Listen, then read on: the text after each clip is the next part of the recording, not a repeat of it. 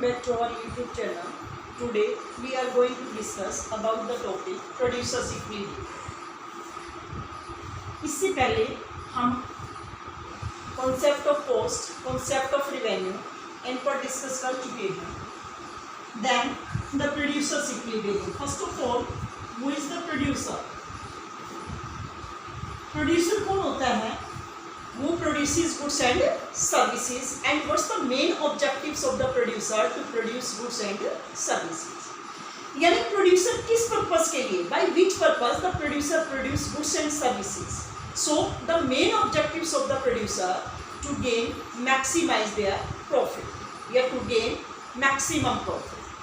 यानी producers का जो main objectives होता है वो profit earn करना होता है. So we have the three situations of profit that can be earned by the producer. First is normal profit.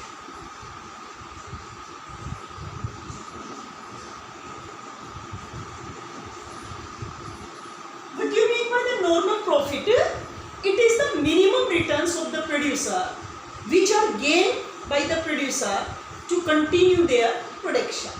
यानी ये वो मिनिमम रिटर्न होती है जो एक प्रोड्यूसर को अपने प्रोडक्शन को कंटिन्यू रखने के लिए नेसेसरी होती है, क्योंकि अगर यही नहीं मिलेगी तो प्रोड्यूसर प्रोडक्शन किसके लिए करेगा.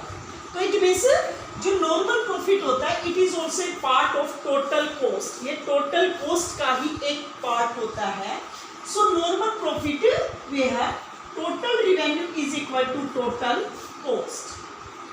And we also know that we can find out the profit. हम profit कैसे find out करेंगे? The profit is the difference between the TR minus TC, और हम इसको लिख सकते हैं AR minus AC. यानी इनके द्वारा, क्योंकि अगर इनको क्वांटिटी से डिवाइड कर दिया जाए तो TR अपॉन क्वांटिटी क्या होती है? एवरेज रेवेन्यू होती है, और TC अपॉन क्वांटिटी क्या होती है? एवरेज कॉस्ट होती है. तो जो प्रॉफिट हम फाइंड आउट करते हैं वो किसके द्वारा फाइंड आउट करते हैं? Profit it is equal to TR minus TC. यानी टोटल रेवेन्यू में से अगर टोटल कॉस्ट को लेस कर दिया जाए then these are called the profit. So the profit it means the normal profit. तो नॉर्मल प्रॉफिट अगर हम निकालेंगे TR minus TC, it means जहां पर नॉर्मल प्रॉफिट की सिचुएशन क्या होती है, वह TR is equal to TC, और हम इसको लिख सकते हैं AR is equal to AC. Right, दोनों के द्वारा फाइंड आउट कर सकते हैं. तो इट मीन्स जैसे मान लो 100 रेवेन्यू गेन हुई है और 100 ही कॉस्ट है, तो प्रॉफिट क्या हुआ? 0.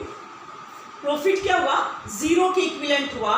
तो ये क्या कहलाएगा? नॉर्मल प्रॉफिट कहलाएगा. क्यों 0 क्यों आया यहाँ पर? 0 हुआ तो प्रॉफिट कैसा हुआ? Because we know that the normal profit is a part of total cost of the production. क्योंकि total cost में क्या इंक्लूड किया जाता है? As a rent, wages, interest plus profit. और ये प्रॉफिट कौन सा होता है? नॉर्मल प्रॉफिट होता है. यानी नॉन इनपुट्स फैक्टर्स और इनपुट्स पर जो एक्सपेंड किया जाता है, ये नॉन इनपुट फैक्टर की प्राइसेस होती हैं जो पे की जाती हैं, तो ये क्या कहलाती हैं? ये टोटल कॉस्ट का पार्ट होती है. तो नो एज ए प्रॉफिट भी ये प्रॉफिट कौन सा है? नॉर्मल प्रॉफिट कहलाता है. It is also a part of normal यानी टोटल कॉस्ट. इसलिए it is a situation where TR is equal to TC. The next is The second is abnormal profit. Second situation कौन सी है? Abnormal profit.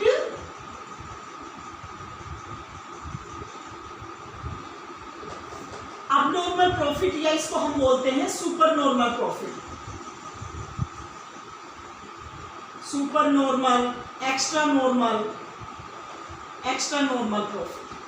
तो ये situation क्या होती है? क्योंकि प्रॉफिट का एस्टिमेशन हम TR माइनस TC के द्वारा लगाते हैं, तो abnormal profit is a situation where TR is greater than TC. यानी जहां पर TR TC से ज्यादा होती है, these are called the situation of abnormal profit.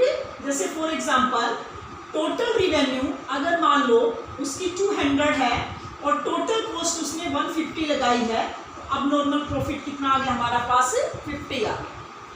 तीसरी हमारे पास सिचुएशन है सब नॉर्मल प्रॉफिट। सब नॉर्मल प्रॉफिट, सब नॉर्मल प्रॉफिट या इसको हम कहते हैं सिचुएशन ऑफ लॉसेस, हानि की सिचुएशन। यानी it is a situation where T R is less than T C, यानी जहां पर टोटल रेवेन्यू टोटल कॉस्ट से कम हो जाती है, then these are called the situation of sub normal profit. जैसे मान लो प्रॉफिट है, टोटल रेवेन्यू हमारे पास 200 और टोटल कॉस्ट हमने लगा दी 250, तो -50।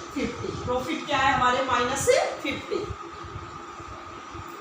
तो अब क्वेश्चन ये अराइज होता है, क्या जो प्रोड्यूसर्स है अगर उसे लॉस की सिचुएशन होती है तो क्या वो अपने प्रोडक्शन को कंटिन्यू कर सकता है? यस या नो? यस, करेगा continue. It is also called the shut down point, इसको शट डाउन पॉइंट कहा जाता है। शट डाउन पॉइंट क्या होता है, यानी shut down point is a situation where A R is less than A C, या हम कह सकते हैं A R is equal to A B C. और इस सिचुएशन में जो प्रोड्यूसर्स है, the producer continue to their production till the point where he loses only the fixed cost. यानी इट मीन्स, इसका मतलब क्या है कि शट डाउन पॉइंट क्या होता है, बंद करने का बिंदु होता है कि शट डाउन पॉइंट में क्या प्रोड्यूसर अपने प्रोडक्शन को क्लोज करेगा या नहीं करेगा, ये डिपेंड करता है कि उसे फिक्स्ड कॉस्ट का लॉस हो रहा है या वेरिएबल कॉस्ट का लॉस हो रहा है। इट मीन्स जो प्रोड्यूसर्स है अगर उसे फिक्स्ड कॉस्ट का लॉस होता है तो भी वो कंटिन्यू रखेगा, क्योंकि प्रोडक्शन क्लोज कर देगा तो भी उसे फिक्स्ड कॉस्ट का लॉस होगा, और अगर प्रोडक्शन कंटिन्यू रखेगा तो भी फिक्स्ड कॉस्ट का लॉस होगा। तो ऐसी सिचुएशन में the producer continue to their production till the point where he loses only the fixed cost, right? तो ये सिचुएशन आ सकती है। अब इसमें एक क्वेश्चन आता है कि why in the long run, सबसे पहले शॉर्ट रन और लॉन्ग रन में क्या डिफरेंस होता है। ये देखो, शॉर्ट रन और लॉन्ग रन में क्या डिफरेंस होता है, entry and exit of the firm.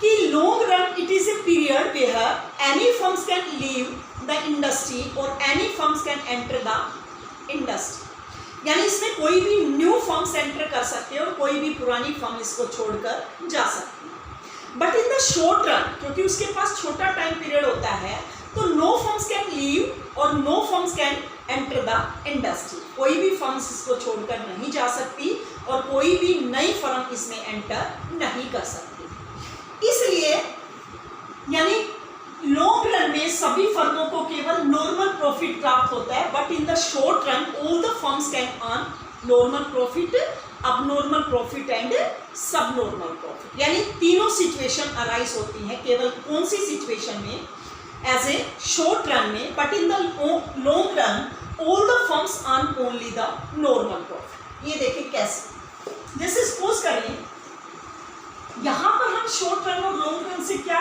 मतलब लेंगे। शॉर्ट रन और लॉन्ग रन पीरियड क्या होता है, यानी short run and long run, या short period and long period.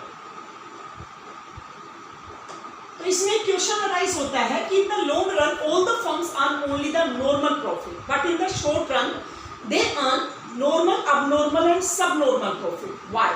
Long run में केवल नॉर्मल प्रॉफिट ही अर्न क्यों होता है? तो ये देखें कि in the short run any firms can, any यानी freedom of entry and exit of the firm, इसमें नहीं होता, यानी restriction on entry and exit of the firm. But in the long run, यानी there is a freedom of entry and exit of the firm. It means यानी short run में कोई भी new firm enter नहीं कर सकती और कोई भी पुरानी फर्म इसको छोड़कर नहीं जा सकती। But in the long run any firms can leave the industry or any firms, new firms can enter the industry. क्या होगा? If the few firms earn abnormal profit.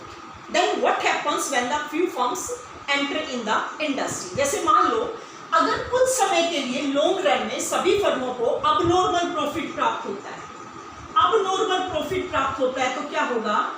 Then few firms enter in the industry, क्योंकि abnormal profit से inspire होकर कुछ firm industry में enter कर जाएंगी.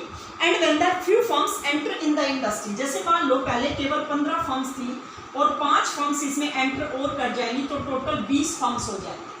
Then when few firms enter in the industry then these process also increase the supply of the commodities.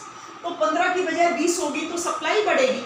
And when the supply increases then price would be reduced, तो price down चला जाएगा. और price down चला जाएगा then abnormal profit converted into normal profit. तो abnormal profit किस में convert हो जाएगा? नॉर्मल प्रॉफिट में कन्वर्ट हो जाएगा, इसलिए नॉर्मल प्रॉफिट अर्न करेंगे. और अगर मान लो सब नॉर्मल प्रॉफिट की सिचुएशन है, मान लो कुछ फर्में कुछ समय के लिए they earn the sub normal profit then the few firms leave the industry, यानी जिसके कारण मान लो पहले 15 फर्म्स थी और 5 फर्म इसको छोड़कर चली जाती हैं तो टोटल कितने हो जाएंगे? 10 हो जाएंगे. तो कुछ फर्म इंडस्ट्री को छोड़कर चली जाएंगी. Then this process also decrease the supply of the commodities and when supply decreases then price would be increased. और प्राइस इंक्रीज होगी then sub normal profit converted into normal profit. तो इस तरह से लॉन्ग रन में अगर कुछ फर्मों को कुछ समय के लिए अबनॉर्मल प्रॉफिट या सब नॉर्मल प्रॉफिट अर्न भी हो रहा है तो freedom of entry and exit के कारण स्वयं इस प्रकार के चेंजेस आएंगे कि वही अबनॉर्मल या सब नॉर्मल प्रॉफिट फिर से किस में कन्वर्ट हो जाएगा? नॉर्मल प्रॉफिट में कन्वर्ट हो जाएगा. इसके बेस पर हम कह सकते हैं कि लॉन्ग रन में सभी फर्मों को केवल नॉर्मल प्रॉफिट अर्न होता है and in the short run all the firms earn normal, abnormal and subnormal profit also. एक इसमें छोटा सा कॉन्सेप्ट आता है net profit and gross profit. What's the difference between the net profit and 1 marks के लिए net profit and gross profit, दोनों में क्या डिफरेंस होता है? दोनों में फिक्स्ड कॉस्ट का डिफरेंस होता है. यानी नेट प्रॉफिट क्या होता है? It is the difference between the TR minus TC, और TC में क्या इंक्लूड होता है? TFC plus TVC, right. It is also called the net profit. और gross profit TR minus TVC, यानी ग्रॉस प्रॉफिट में हम फिक्स्ड कॉस्ट को ऐड नहीं करते. तो ये छोटे छोटे कॉन्सेप्ट थे प्रोड्यूसर्स के. नॉर्मल प्रॉफिट, अब नॉर्मल प्रॉफिट, सब normal profit, net profit, gross profit, यानी ये इनकी छोटी छोटी टर्म्स आती हैं, 1 मार्क्स के लिए आती हैं, छोटे से क्वेश्चंस के रूप में अराइज होती हैं. तो इससे नेक्स्ट क्लास में हम इसका प्रोड्यूसर्स इक्विलिब्रियम का पढ़ेंगे कि where the producers gets maximum profit. So that's all for today. For the further classes please connect our YouTube channel. Thanks and have a nice day.